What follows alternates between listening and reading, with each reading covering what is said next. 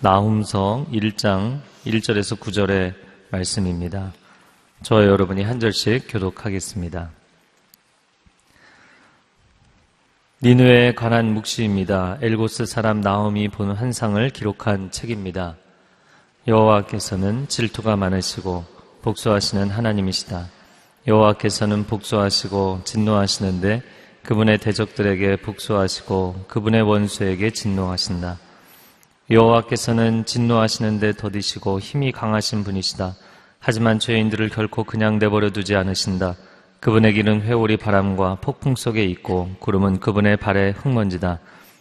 그분께서는 바다를 꾸짖어 마르게 하시고 모든 강들을 마르게 하신다. 그래서 바산과 갈멜이 시들고 레바논의 꽃봉오리가 시든다. 산들이 그분 앞에서 진동하고 언덕들이 사라져 없어진다. 그분 앞에서 땅 곧 세상과 그 안에 사는 모두가 뒤집어진다. 그분의 분노 앞에서 누가 버틸 수 있겠는가? 그분의 노여움을 누가 당해낼 수 있겠는가? 그분의 진노는 불처럼 쏟아지고 그분에 의해서 바위들이 깨진다. 여호와께서는 선하시다. 환난 날의 피난처가 되신다. 그분은 그분께 피하는 사람들을 아신다. 그러나 그분께 맞서는 사람은 넘치는 홍수로 완전히 멸하시고 그분의 원수들은 어둠 속으로 쫓아버리실 것이다. 함께 읽겠습니다. 너희가 여호와께 대항해 음모를 꾸며도 그분께서는 완전히 없애실 것이다. 반항이 두 번 다시 일어나지 않을 것이다. 아멘. 나훔 선지자는 니느웨의 멸망에 대하여 예언한 선지자입니다. 요나 선지자는 니느웨의 멸망에 대해서 예언했을 때 그 니느웨가 돌이켜 회개한 내용을 기록했습니다. 150년 전에 요나가 니느웨의 멸망을 예언함으로 그들이 돌이켜 살아나게 했던 것과 대조적으로 이제 150년이 지난 이후에 나훔은 정해진 멸망, 이제는 회개할 수 없는 또 돌이켜 달아날 수 없는 그런 정해진 심판이 실행될 것을 예언하는 것이죠. 150년 만에 니느웨는 이제 완전한 멸망에 이를 수밖에 없는 상황에 이르렀습니다. 만일 나훔 시대에 그 이사야 선지자와 같은 시대이죠. 나훔 선지자 시대에 니느웨 사람들이 그들의 조상 때에 150년 전에 요나 선지자를 통해 그 백성들이 하나님 앞에 회개하고 돌이켜 살아났던 기록을 읽거나 듣거나 기억함으로써 그렇게 기억 속에 살아갔다면 이런 멸망은 오지 않았을 수도 있었을 겁니다. 150년이라는 기간은 어쩌면 우리가 기억을 잃어버리기에 참 좋은 시기인 것 같습니다.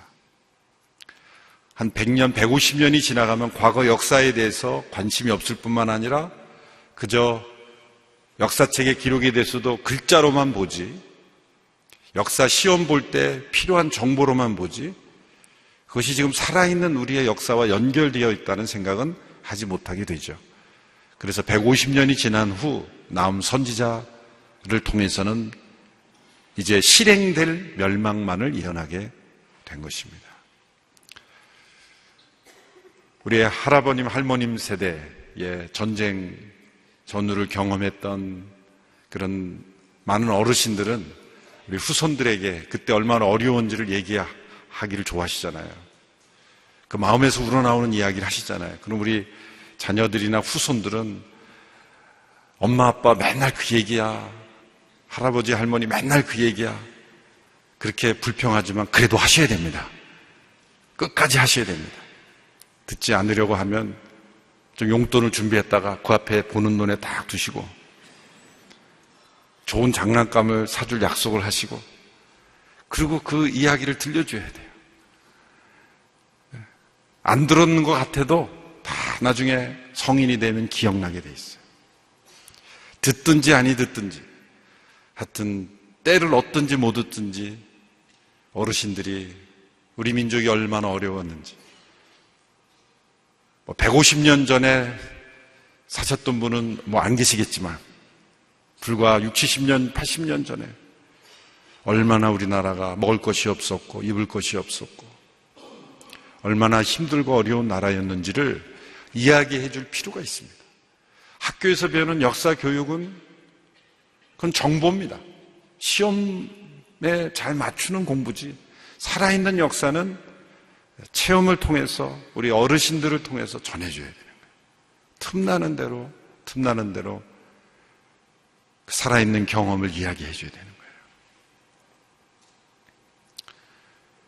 150년 이후에 니느웨는 멸망되었습니다. 동방의 망나니라고 불렸던 그 서부아시아의 많은 나라들을 괴롭히고 힘들게 했던 이 니느웨. 한때는 회개하며 돌이켜 살아났지만 이제는 더 이상 멸망 외에는 길이 없는 그러한 지경으로 다시 떨어졌다는 걸 알 수가 있습니다. 인간에게 있는 악함은 멸망 외에는 해답이 없는 무서운 악함이 있습니다. 지옥은 누가 갈까요?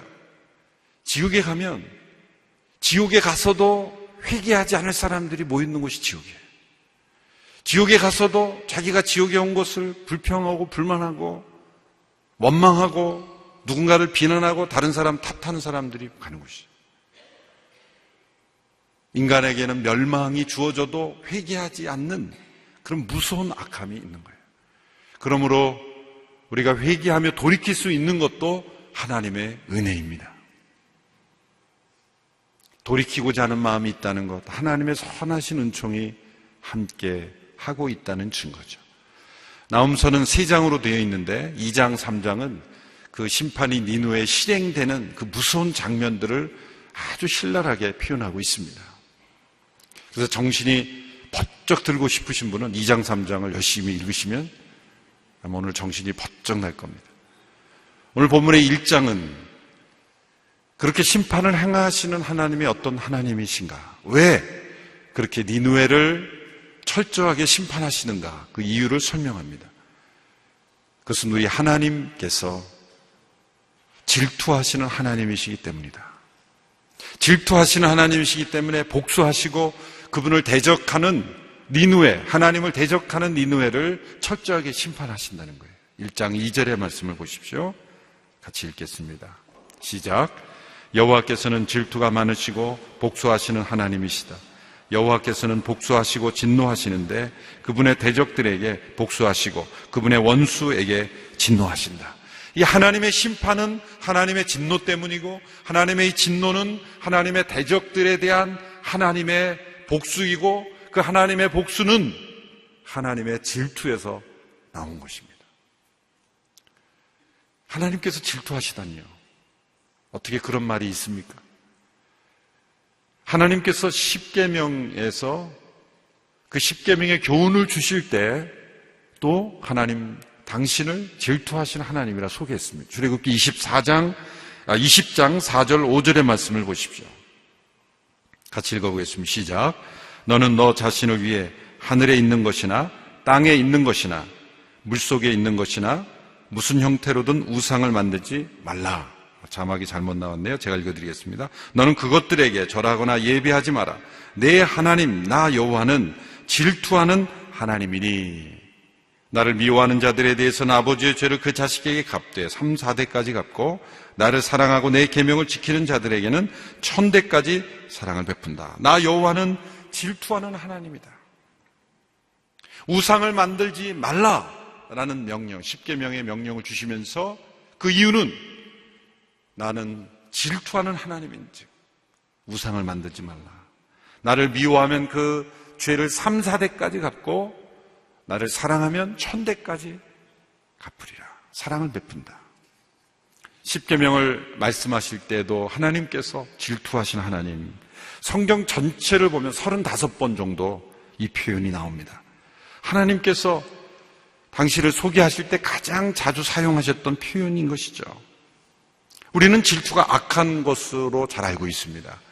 가인이 아벨을 죽인 것도 질투 때문이고 사울이 다윗을 죽이려 한 것도 질투 때문이고 그리고 예수님을 유대 지도자들이 죽이려 한 것도 질투 때문이죠.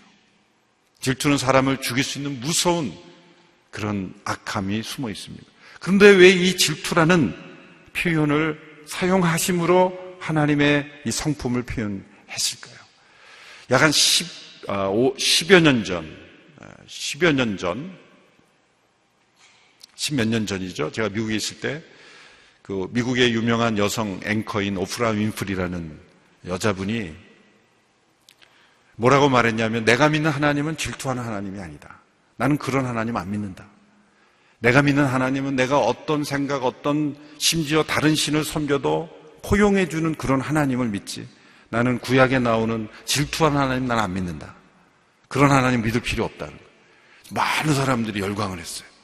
무서운 독이죠. 그분이 깨닫지 못한 것은 이 질투하신 하나님을 깨닫지 못하면 하나님의 진노를 깨닫지 못하고 하나님의 심판을 깨닫지 못하는 거예요. 이 포스트 모더니즘에 그당 이 세상을 뒤집고 있는 그 사상의 흐름의 대표적인 걸 보여주는 거예요. 내가 믿는 하나님은 내가 어떤 선택을 하든지 나를 존중해주고 나를 지지해주고 그리고 내가 심지어 다른 신을 사랑해도 용납하시는 그런 하나님, 사랑의 하나님이지 어떻게 질투하는 하나님이냐는 거예요. 이 요즘 시대의 사상을 보여주는 거예요. 요즘 시대의 사상은 진리가 아니라 포용, 관용이 가장 중요한 진리가 되어버렸죠. 절대적인 진리는 없다라고 주장하는 거죠. 내가 믿는 진리, 당신이 믿는 진리 있어도 우리 모두가 순종해야 될 진리는 존재하지 않는다.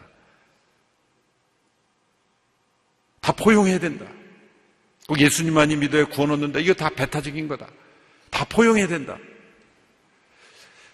거기 놀라운 무서운 모순이 있죠. 절대의 진리는 존재하지 않는다 라고 말하면서 그 주장만은 절대적이라는 거예요. 이 함정을 깨닫지 못하고 있어요. 절대 진리는 세상에 존재하지 않는다라는 자신들의 주장만은 절대적인 거, 나머지는 다 상대적인 거예요. 자신들의 주장도 절대화하지 말아야죠. 여기 인간의 엄청난 사상과 이념의 모순이 있는 거예요.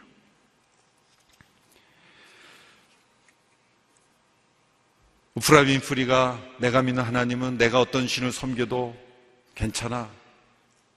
만약 여러분이 부부가 있는데 아내가 남편이 아닌 다른 남자를 사랑한다고 할 때 남편이 이걸 알았어요.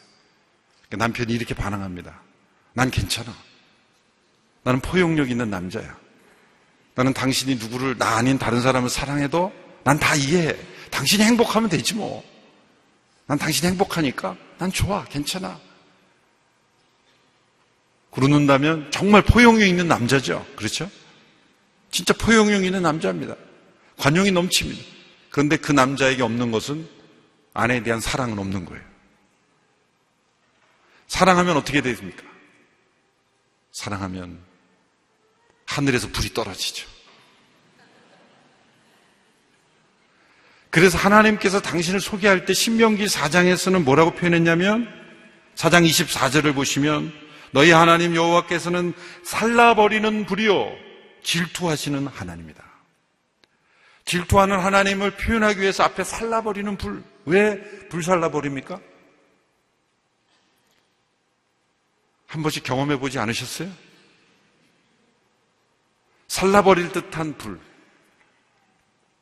이 질투라는 단어, 히브리어 칸나라는 단어는 두 개로 그 악하고 부정적인 면으로 해석이 되고 긍정적인 면으로 했다면 열정, 헌신, 또 열심 이런 단어로 번역이 돼요. 그러니까 이 똑같은 단어를 오늘 본문에서도 나 여호와는 열정적인 하나님이니 이렇게 번역할 수도 있는 겁니다. 긍정적으로 번역을 하면. 그런데 왜 질투라는 단어, 우리에게 좀 부정적 의미를 가진 단어로 번역했을까요? 그 단어로밖에 번역할 수가 없는 거예요. 나 여호와는 열정적인 하나님이니 복수하시고 이게 해석이 안 되는 거예요. 이 질투라는 단어 속에 부정적인 뉘앙스가 분명히 있지만 그 질투는 온전한 정당한 관계 속에서 의로운 사랑에서 나오는 분노이기 때문에 이 질투라는 단어를 그냥 쓸 수밖에 없는 거예요. 영어 표현에서도 그냥 패션, 열정이라는 단어도 번역할 수 있지만 젤러시라고 다 번역할 수밖에 없는 거예요. 이 질투라는 살라버릴 듯한 강렬한 열정, 그것은 자신의 소유, 자신과 관계가 올바로 있어야 하는 관계 속에 있는 대상에게 쏟아붓는 어떤 사랑의에서 나오는 분노. 여러분, 사랑이 없으면 질투도 없습니다. 그렇다고 해서 우리 안에 있는 모든 질투가 다 사랑이냐? 그건 아니에요. 우리는 다 타락하고 왜곡되었기 때문이에요. 그러나 하나님의 이 질투는 하나님의 소유된 백성에 대한 하나님의 열정, 불살라버릴 듯한, 불이 종이를 태워버리듯이 그렇게 하나님께서 온 마음을 다하여 우리를 사랑하시는 그 사랑에서 나오는 질투입니다. 그래서 이렇게 말씀하시는 거죠. 오직 나만을 하나님으로 섬기고 예배하고 따르지 않으면, 내가 다른 대상을 찾을 때는 내가 너를 불살라버릴 거야. 그렇게 우리에게 말씀하시는 거예요. 여러분, 왜 이렇게 무섭게 하나님 말씀하실까요? 만일 하나님께서 우리에게 십계명을 주실 때 이렇게 계명을 주시면, 너희는 우상을 만들지 말라, 나만을 섬기라. 그런데 너희가 굳이 그렇게 하겠다면 내가 말리진 않겠다. 뭐 그런 명령을 십계명에 주신다면 그 하나님은 우리가 진짜 섬기고 예배할 가치가 있는 하나님이십니까? 아니에요. 진정한 하나님이 아니시죠. 진정 만왕의 왕이시고 홀로 영광받기에 합당하신 하나님이시기 때문에 그렇게 말씀하시는 거예요. 꼭 나만을 경배하지 않아도 된다. 꼭 나만을 신으로 모시지 않아도 나는 다 이해하니까 너희가 만들고 싶은 대로, 또 너희가 섬기고 싶은 대로 다 섬겨라. 만약 그렇게 말한다면 진정한 하나님이 아니시죠. 여호수아 24장에서도 여호수아가 백성들에게 이렇게 말했습니다. 24장 19절 20절 같이 읽겠습니다. 시작. 여호수아가 백성들에게 말했습니다. 너희는 여호와를 섬길 수 없다. 그분은 거룩하신 하나님이며 질투하는 하나님이시니 너희의 허물이나 죄를 용서하지 않으실 것이다. 만약 너희가 여호와를 버리고 이방의 신들을 섬기면 그분이 너희에게 잘해주셨다 할지라도 돌이켜 너희에게 재앙을 내리고 너희를 죽일 것이다. 얼마나 무서운 말씀입니까?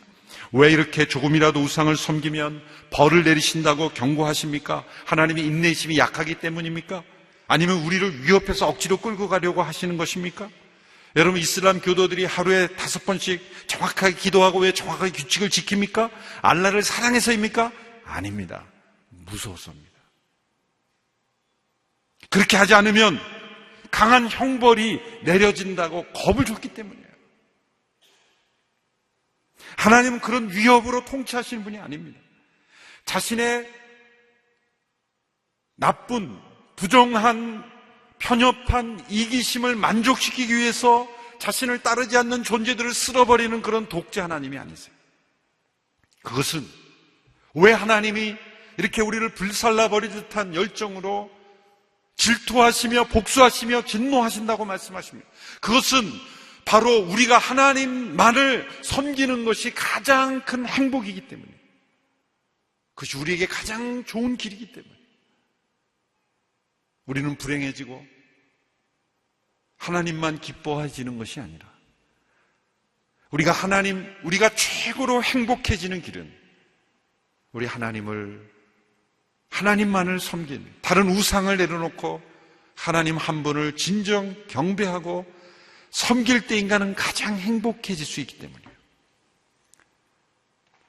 유명한 청교도 신학자인 요나단 에드워드, 미국의 대각성 운동을 일으켰던 중요한 설교자의 신학자죠. 이분의 모든 사상의 핵심은 바로 이겁니다.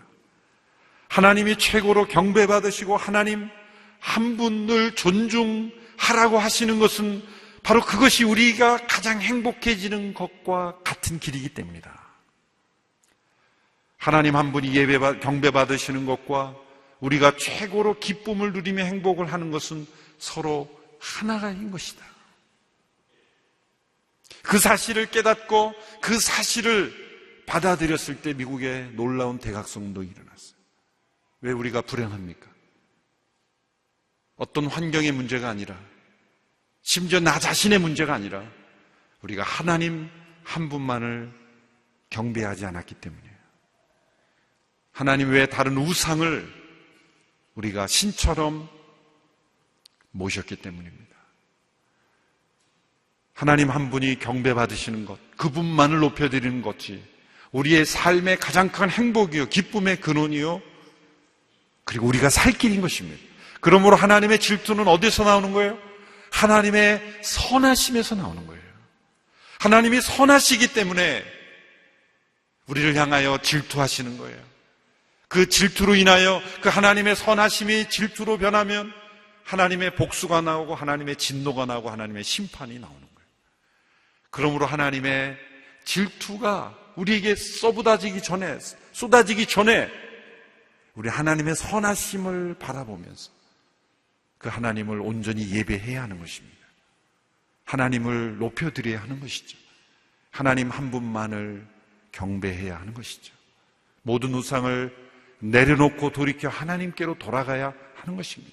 7절의 말씀을 보십시오. 1장 7절의 말씀 같이 읽습니다. 시작. 여호와께서는 선하시다. 환난 날에 피난처가 되신다. 그분은 그분께 피하는 사람들을 아신다. 왜 심판하시는 이유를 질투하시기 때문이라고 설명하시며 왜 선하시다고 말씀합니까? 하나님은 환난 날에 피난처가 되실 만큼 선하신 분이에요. 피할 곳이 있는데 피하지 않는 것을 보니 하나님 얼마나 안타까우시겠어요.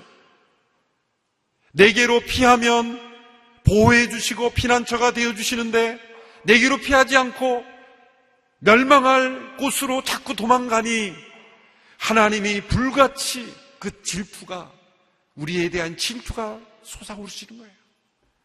살 길이 있는데 죽을 길로 하니 얼마나 안타까웠겠어요. 발을 동동 구르시며 불살라버리는 불처럼 강력한 열정으로 우리를 향하여 안타까워하시는 거예요.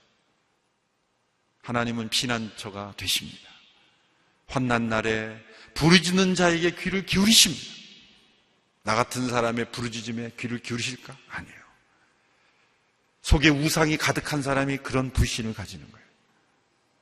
우상이 없는 사람, 하나님 한 분만이 나의 살 길이요 모든 것이라 고백한 사람은 무슨 일이 생겨도 다 하나님께 피합니다.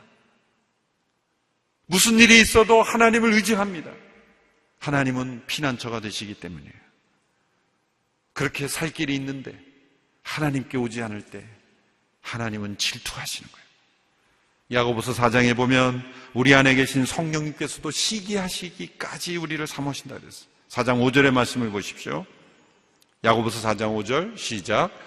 여러분은 여러분 안에 계신 성령께서 시기하시기까지 사모하신다고 한 성경 말씀을 헛된 것으로 생각합니까? 우리 안에 계신 성령님께서 우리를 시기하신다 그랬어요. 왜 시기하십니까?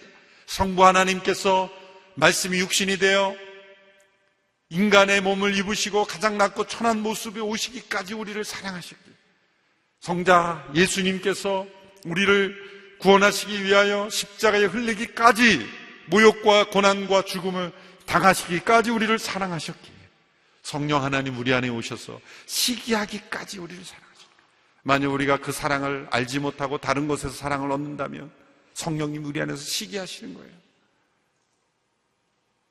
때로 우리가 회개할 때 흘리는 눈물은 성령님께서 우리 안에서 시기하시기 때문에 일어나는 눈물이에요. 왜 하나님이 당신의 피난처가 되는데 하나님께 피하지 않느냐? 열방이, 열국이, 강국들이 우리나라를 살려주는 게 아닙니다. 사회적으로, 세상적으로는 외교를 잘해서 우리가 살아나가야 되겠죠? 그러나 성경에 보면은 이스라엘 백성들이 그랬어요. 어떻게 하면 강대국 눈치 보면서 어떻게 살 수 있을까? 갈수록 꼬이지 않습니까, 우리나라가? 이게 담대한 믿음이 없어서 그런 거예요. 믿음이 있으면 부딪힐 때 부딪히고 화해할 때 화해하고 그 정신이 힘센 것을 보고 두려워하고 벌벌 떠는 게 아니라 중심이 있어요. 중심에 이 나라는 하나님이 지켜주시는 나라다. 그런 어떤 믿음에서 나오는 용기와 지혜가 지도자들에게 필요하고 우리나라 사람들이 필요한 거예요. 세상의 경제력이 우리나라를 지켜주는 것 같습니까? 아니죠. 하나님을 우리의 피난처로 삼고 그분을 의지할 때 하나님께서는 우리의 살 길을 열어주시는 거죠. 그러지 않을 때 성령 하나님 우리한테 시기하시기까지 우리를 사모하시는 거예요. 우리의 시간이 낭비되고 물질이 낭비되고 우리의 영혼이 다른 데 팔려있을 때 하나님, 성령 하나님 시기하시는 거예요.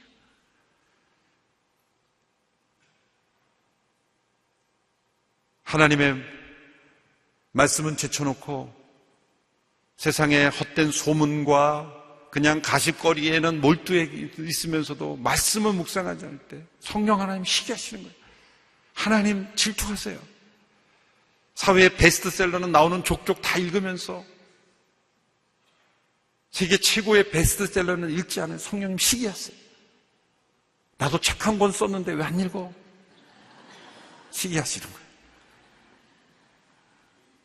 성령님이 시기하시기까지 우리를 삼아요. 이런 하나님의 질투를 깨닫는 사람은 이 마음속에 동일한 질투가 불러일으켜요. 그건 어떤 질투입니까? 하나님의 영광에 대한 질투예요. 하나님 영광이 이름이 더럽혀지는 것에 대한 거룩한 질투가 일어나는 거예요. 그리고 하나님을 기쁘시게 하지 못하는 것에 대해서는 질투가 일어나는 거예요. 그 질투는 열정이 되는 거예요. 열심이 되는 거예요. 왜 우리 안에 신앙이 열심히 일어납니까? 시기하시기까지 우리를 사모하시는 성령님의 역사심이 있기 때문에 우리가 열정적으로 열심히 있게 이 새벽에 나와 있는 거예요. 이 새벽에 여러분이 잠을 깨어 나오는 것은 여러분에게 열심인데 그 열심 어디서 나오는 거예요? 성령님이 시기하시는 거예요.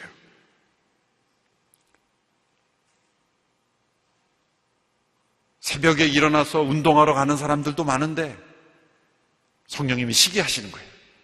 새벽에 일어나는 게 뭐가 이렇게 힘들어? 그래서 막 시기하시는 거예요. 좋은데 여행 간다 그러면 새벽 2, 3시부터 일어나가지고 짐 싸고 막 그러는데 새벽기도 나오면 왜 40일을 만들어가지고 우리를 이렇게 성령님 시기하시는 거예요. 우리 안에 그런 성령님의 시기심을 느낄 때 우리 가운데 열정이 회복되는 줄로 믿습니다. 그걸 느끼는 것이 참된 신앙생활의 능력이에요. 하나님은 선하십니다. 하나님은 우리를 죽기까지 사랑하셨습니다. 그러기에 하나님은 질투하시는 거예요. 왜 우리에게 마음을 다해 뜻을 다해 힘을 다해 사랑하라고 요구하십니까? 하나님께서 그렇게 사랑하셨기 때문이에요. 서로 사랑하지 않는 관계는 질투가 없어요. 무슨 짓을 하든 누구를 바라보건 어떤 행동하든 아무 상관이 없어요. 온전한 사랑이 있기에 질투가 일어나. 그 질투는 복수하는 진노로 심판으로 나아가는 거예요. 이 하나님의 심판 앞에서 이 기록 앞에서 우리 모두가 하나님의 이 질투를 느끼며 그것이 우리 안에 선한 열정으로 하나님에 대한 사랑의 열정으로 나아가는 우리 모두가 될 수 있게 되기를 축원합니다. 그래서 멸망받은 니느웨와 같이 되지 아니하고 이것이 반면교사가 되었어. 하나님 앞에 돌이켜 하나님 한 분만을 사랑하는 것이 나의 행복이다. 하나님의 부정적인 심판이 일어나지 않고 하나님의 심판을 받지 않도록 내가 하나님을 더 깊이 사랑하는 것이 나에게 인생 최고의 행복이요 기쁨의 삶이다. 그것을 기억하고 살아가는 우리 모두가 되기를 축원합니다. 기도하겠습니다. 이 시간 함께 기도할 때 하나님 이외의 것에서 나의 행복을 찾았습니다. 하나님을 섬기는 것이 나를 구속하고 얽매이는 것처럼 오해했습니다. 내 인생에 어려움이 있는 것, 하나님이 나를 괴롭히는 것으로 착각했습니다. 나를 향하여 불타는 열정으로 나를 찾아오시고 시기하시기까지 사모하시는 하나님의 사랑인 줄 몰랐습니다. 이제 돌이켜 나를 사랑하시되 불살라 버릴 듯한 그 열정으로 나를 사랑하시며 나의 모든 관심을 받기 원하시는 하나님, 그것이 나의 행복이요 나의 기쁨이요 진정 내가 잘 되는 길이기에 하나님 나를 통해 경배받기를 원하시는 하나님, 이 새벽에 돌이켜 참되신 하나님만을 예배하는 자가 되기를 원합니다. 하나님을 온전히 섬기는 자가 되기를 원합니다. 니느웨가 받았던 이 멸망을 경험하지 않는 이 나라 민족이 되기를 원합니다. 주님, 하나님 한 분만을 높여드리는 삶이 되기를 원합니다. 내 안에 있는 모든 헛된 우상들 다 내려놓고 하나님만을 경배하게 되기를 원합니다. 같이 합심하여 함께 기도하며 나아가겠습니다. 살아계신 하나님 아버지, 질투하시는 하나님, 그 하나님의 불붙는 사랑 앞에 있습니다. 우리의 환난날의 피난처가 되어주시기를 기뻐하시는 하나님, 그러나 하나님께 피하지 아니하고 세상에 피하는 저희들, 그러므로 하나님의 질투를 불러일으키는 저희들, 우리 모두가 다 하나님 앞에 붙잡힌 바 된 인생이 되기 원합니다. 하나님의 그 크신 사랑, 그 놀라우신 사랑, 말할 수 없는 그 사랑 앞에 엎드려 주님의 사랑을 경험하는 저희들이 되기를 원합니다. 아버지 하나님, 우리를 사랑하시되 죽기까지 사랑하신 한없인 사랑, 그 사랑을 인하여 우리가 다시금 주 앞에 돌아가기를 원합니다. 돌이켜 하나님을 경배하기를 원합니다. 돌이켜 하나님만을 사랑하기를 원합니다. 주여, 하나님 아닌 것을, 하나님 위의 것을 사랑했던 저희들을 용서하여 주시옵소서. 하나님만 바라는 저희들이 되기를 원합니다. 주님, 우리를 용서하여 주시옵소서. 주님, 용서하여 주시고 돌이켜 주님 앞에 나가게 되기를 원합니다. 주님, 역사하여 주시옵소서. 주님, 우리를 불쌍히 여겨 주시옵소서. 돌이켜 살아나는 역사를 허락하여 주시고 회복시켜 주시기를 간절히 원합니다. 주님, 함께하여 주시옵소서. 하나님 아버지, 우리에게 행복을 주지 못했던 것들을 사랑했습니다. 우리에게 진정한 축복이 되지 못하는 것을 하나님인 줄 알고 섬겼습니다. 모든 우상들을 내려놓고 참되신 하나님만을 예배하는 저희들이 되기를 원합니다. 우리를 타는 불처럼 우리를 사랑하시는 그 하나님, 그 하나님의 사랑을 받아들이기에 우리 안에 성령님의 시기하시기까지 사모하시는 그 질투하시는 사랑이 있습니다. 그 선하신 하나님의 열정이 우리를 심판하시는 복수가 되지 아니하도록 날마다 그 선하신 하나님의 사랑을 누리며 사랑 안에 거하며 환난날의 피난처가 되시는 하나님께 피하는 삶이 되게 하여 주시옵소서. 이 새벽에도 하나님께 피합니다. 하나님께 살 길이 있음을 믿습니다. 이 나라 민족의 이 환난의 날에 하나님이 피난처가 되심을 믿습니다. 하나님께로 돌이킵니다. 이 나라 민족에 있는 모든 헛된 우상들, 주님, 이 새벽에 부숴주시고 우리가 내려놓고 주님 앞에 나가기를 원합니다.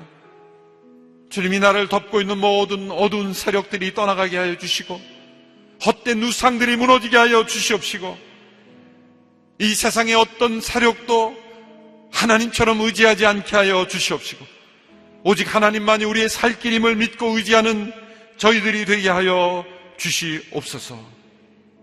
예수님의 이름으로 기도하옵나이다. 아멘.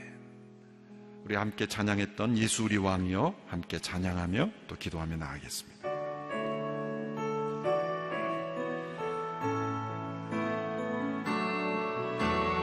예수 우리 왕이여 이곳에 오소서 보좌로 주여 임하사 찬양을 받아주소서. 주님을 찬양하오니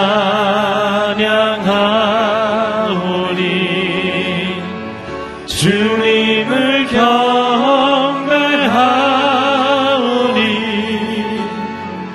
왕이신 예수여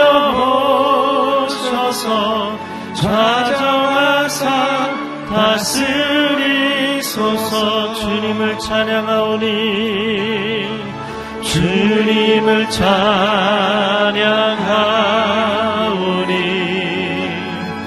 주님을 경배하오니 왕이신 예수여 오셔서 좌정하사 다스리소서. 아멘. 오늘 귀한 말씀을 통하여서 하나님께서 우리에게 하나님의 마음을 알게 해주셔서 감사합니다. 복음을 깨닫게 해주셔서 감사합니다. 하나님 한 분만을 경배하는 것이 하나님께는 영광이 되고 우리에게는 가장 복된 길이 될 줄로 믿습니다. 하나님은 하나님께 가장 큰 영광이 될 뿐만 아니라 우리에게 가장 좋은 생명의 길을 우리에게 말씀하시는 분이신 줄로 믿습니다. 사랑하는 주님, 이 한 해 하나님 한 분만을 경배하며 기뻐하며 하나님의 뜻에 하나님 말씀에 집중하며 살아갈 때 하늘에는 영광이 되고 하나님의 기뻐하심을 입은 자들에게는 놀라운 평강이 임하는 복된 한 해가 되게 하여 주시옵소서. 그렇게 우리의 삶이 새롭게 결단하며 출발하는 시작점이 되게 하여 주시옵소서. 우리 두 손을 하나님 앞에 올려드리고 주여 한번 외치고 통성으로 기도하겠습니다. 주여. 사랑하는 주님 감사합니다. 오늘 복음을 알게 해주셔서 감사합니다. 하나님 아버지의 마음을 알게 해주셔서 감사합니다. 하나님께는 오직 영광이 되며 이 땅에 하나님의 기뻐하심을 입은 자들에게는 놀라운 평강이 임하며 시온의 대로가 열리는 한 해가 되게 하여 주시옵소서. 하나님 한 분만을 집중하며 하나님 한 분만을 높여드리며 하나님의 말씀에만 청종하기를 원하며 그 말씀 앞에 귀를 기울이고 마음을 집중하고 삶을 헌신하는 귀한 하나님의 백성들에게 이 행복의 길이 열리게 하여 주옵소서. 하나님의 약속하신 이 언약의 축복이 열매 맺게 하여 주시옵소서. 하나님 말씀하신 그대로 이루어질 줄로 믿습니다. 하나님께서 우리에게 주신 약속 그대로 이루어질 줄로 믿습니다. 하나님, 이 놀라운 축복을 우리에게 주셨사오니 우리도 하나님 한 분만을 기뻐하며 사랑하며 살아가게 하여 주옵소서. 세상의 풍조에 휩쓸리지 않게 하여 주옵소서. 시대의 가치관에 휩쓸리지 않게 하여 주시옵소서. 하나님의 마음을 우리도 기뻐하게 하여 주옵소서. 하나님이 우리만을 집중하시는 것처럼 우리도 하나님만을 집중하며 살아가는 복된 삶이 되게 하여 주옵소서. 우리 자녀에게 가르치며 자녀들이 이 선한 길을 가게 하여 주옵소서. 우리 교회가 이 선한 길을 가게 하여 주옵소서. 이 나라 이 민족이 이 선한 길을 갈 수 있도록 주님 역사하여 주시옵소서. 좋으신 하나님 찬양합니다. 이 40일 새벽기도를 통하여서 하나님의 마음 깊은 곳에 있는 진리를 우리 가운데 깨닫게 해주시니 감사합니다. 하나님의 마음은 우리에게 지기 어려운 짐을 지도록 강요하시고자 하는 마음이 아니라 우리를 생명의 길, 축복의 길, 선한 길로 인도하시는 하나님이신 줄로 믿습니다. 하나님 한 분을 바라보라고, 하나님만을 경외하라고 우리에게 말씀하시는 그 주님의 깊은 마음을, 그 사랑의 마음을 깨닫고 하나님만을 기뻐하며 하나님께 집중하는 영적 집중력이 새로워지는 한 해가 되게 하여 주시옵소서. 우리 가정과 우리 자녀들의 삶과 우리의 일터가 하나님을 향한 이 영적 집중력이 회복되는 축복의 한 해가 되게 하여 주시옵소서. 이제는 우리 주 예수 그리스도의 은혜와 하나님 아버지의 극진하신 사랑하심과 성령의 교통하심이 귀한 하나님의 말씀, 하나님의 음성을 듣고 삶의 자리로 다시금 나아가는 하나님의 백성들 위해, 소중한 가정과 자녀들과 일터 위에, 그리고 한국교회와 땅끝에서 주의 복음을 증거하는 귀한 선교사님들 그 가정과 사역 위에 이제로부터 영원토록 함께하여 주시기를 간절히 축원하옵나이다. 아멘.